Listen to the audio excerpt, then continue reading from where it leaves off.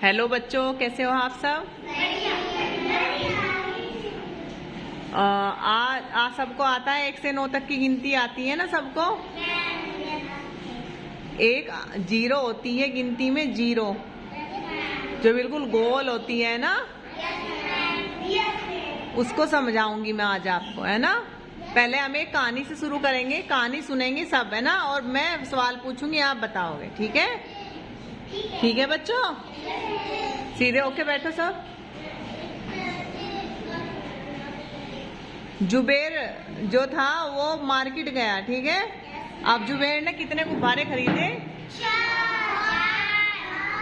4 भी खरीद सकता है, 3 भी, चलो 4 मान लेते हैं। 4 बैलून खरीद लिए उसने। अब उसने 4 गुब्बारे खरीद लिए, वो घर की तरफ जा रहा था, रास्ते में मिला उसको प्रिंस।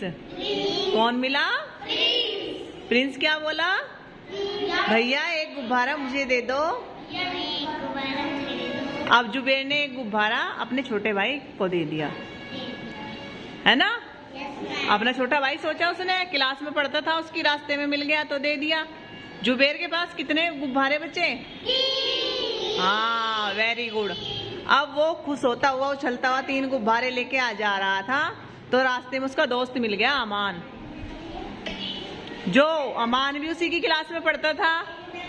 किसकी क्लास में पढ़ता था अमान? अब अमान क्या कहता है? भैया एक गुब्बारा मुझे दे दो प्लीज। अब जुबेर कहता है एक तो उसने ले लिया मेरा, एक आप ले लो। अब तो फिर उसने कहा चल ले ले ले ले एक गुब्बारा, है ना। एक गुब्बारा जुबेर ने अमान को दे दिया। कितने बचे? 2 बचे ना। 3 कैसे बचे? 4 गुब्बारे थे, है ना। एक प्रिंस को दे दिया, एक उसको दे दिया, 2 बचे। अब वो बड़ा खुश कि 2 बैलून में से एक अपने भाई को दूंगा, एक खुद को खेलूंगा। अब जैसे ही वो जा रहा था, कूदता कूदता कूदता, तो उसके हाथ से एक बैलून की डोर छूट गई, वो ऊपर हवा में उड़ गया। अब कितने बैलून बच गए उसके पास? 1।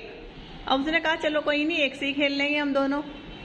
अब वो चलते चलते जा रहा था, रास्ते में एक खंबा था, उसमें कील निकली हुई थी, उसका बैलून हल्का सा उस पर टच हुआ, वो फूट गया। तो कितने गुब्बारे बचे उसके हाथ में?